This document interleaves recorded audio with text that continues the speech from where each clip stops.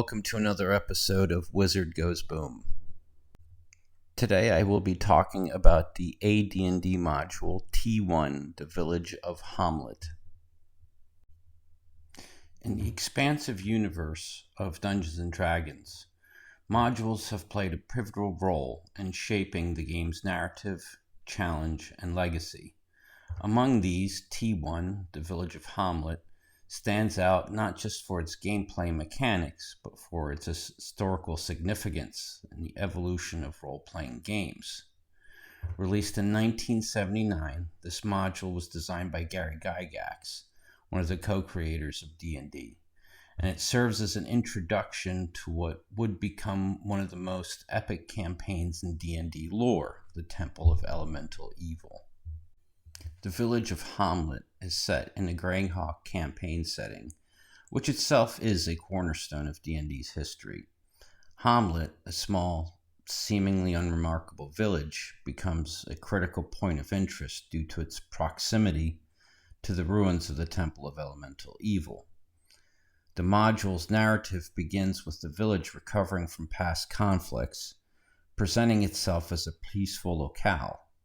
However, beneath this facade, intrigue, espionage, and the looming threat of the temple's resurgence create a complex backdrop for adventure.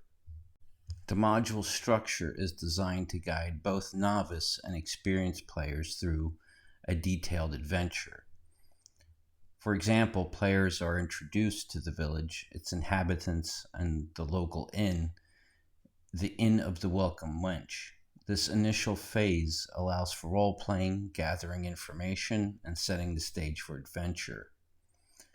The core of the module involves interaction with villagers, some of whom might be agents of evil, others potential allies. This phase tests the player's ability to discern friend from foe, encouraging strategic social interactions. The adventure leads to the exploration of an old moat house, where remnants of the temple's forces are regrouping. Here the module transitions from role-playing to tactical combat.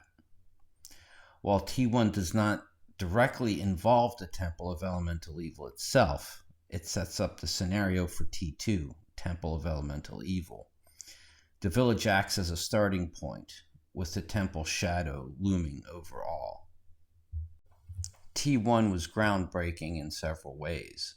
The module encouraged deep character interaction with NPCs, promoting a story-rich environment where players could influence outcomes through dialogue and diplomacy, not just combat. Unlike many modules where good and evil are clear-cut, Hommlet introduced moral gray areas. Characters like Byrne and Rufus, the village's protectors, might have their own agendas, adding layers to political intrigue.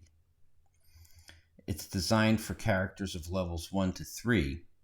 It was one of the first modules to cater to newer players while still offering depth to veterans.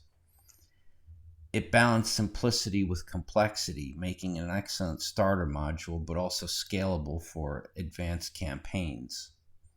The physical layout of Hommlet and even the map of the moat house were crafted to tell a story through exploration, embodying the principle that the environment itself can convey narrative. T1, the Village of Hommlet, can be seen as a proto-OSR module, embodying many of the principles that the OSR movement champions. Hommlet provides players with significant agency. The village setting encourages exploration at the player's pace, with numerous NPCs, factions, and side quests that aren't necessary for the main plot, but enrich the experience.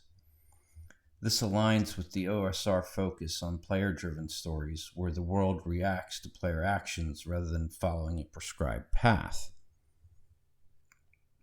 While T1 was released before the explicit terminology of the OSR, its design inherently supports the idea of rulings over rules. The module provides a framework, but much of how NPCs react, the consequences of player actions, and even the resolution of certain encounters are left to the discretion of the dungeon master, fostering the improvisational spirit beloved in OSR games. Modern OSR enthusiasts might reinterpret Hommlet with fewer hit points for NPCs, more lethal combat, and a focus on survival and resource management, which would enhance the feeling of danger and adventure. This approach would make the module even more aligned with OSR, emphasizing the precariousness of adventuring life. In T1, the adventure isn't about clearing dungeons, but about understanding the environment, politics, and inhabitants of Hommlet. This focus on interaction and exploration over combat fits perfectly with the OSR philosophy, where every choice has significant consequences and combat is one of many tools rather than the primary focus. The detailed description of Hommlet and its surroundings in T1 provides a rich tapestry that OSR players and DMs love to delve into. The module's setting invites players to engage with the world beyond combat, exploring the social fabric, local legends, and the looming threat of dark forces, all key elements of OSR play. The Village of Hommlet is not just a relic of D&D's past, but a living document within the OSR community. It exemplifies the kind of open-ended, player-focused adventure that OSR advocates for. By revisiting Hommlet through an OSR lens, players and dungeon masters can rediscover its charm, seeing it not just as a linear adventure, but as a dynamic setting where the story is as much about what the players bring to the table as what's written in the module.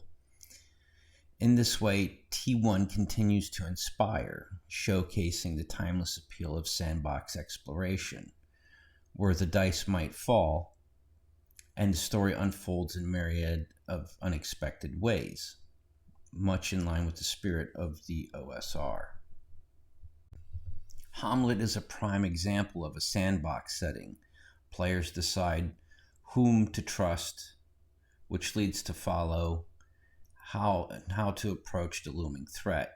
This level of freedom is central to OSR, where players might decide to deal with a local bandit problem before tackling the temple's minions, or they might choose diplomacy over combat, directly influencing the village's fate. The module encourages dungeon masters to interpret situations based on context rather than strict rules.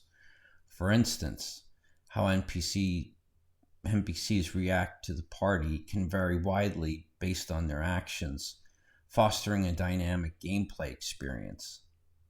This aligns with OSR's rulings over rules, where the game's flow is determined by the DM's judgment, making each session unique. OSR enthusiasts might enhance Hommlet by introducing random events, weather systems, or even more granular survival mechanics. They may adjust combat to be more lethal, akin to original D&D, where a single hit could mean the end, thereby heightening the stakes and encouraging cautious play or creative solutions. T1 prioritizes exploration and interaction. While there are combat encounters, the real challenge lies in navigating the social landscape of Hommlet. This focus on non-combat resolution, gathering information, and manipulating or aligning with factions is cornerstone of OSR gameplay, where combat is one of many tools rather than an endgame. The detailed description of Hommlet, from its buildings to its folklore, provides a rich backdrop for OSR's emphasis on setting. Players can delve into village life, uncovering not just the immediate threat, but the history and secrets of the place, making the adventure about uncovering layers of the world. The open-ended nature of Hommlet, where the story can pivot based on player decisions, fits perfectly with the OSR's rejection of railroading. The adventure encourages a world where the narrative is co-authored by the players and the DM, with every choice having potential consequences, reflecting the OSR belief that the game should evolve naturally from player actions.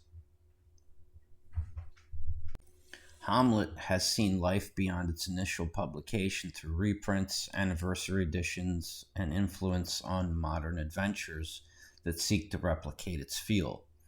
The OSR movement has played a significant role in this revival, not only keeping Hommlet relevant, but also using it as a blueprint for what adventure design can be.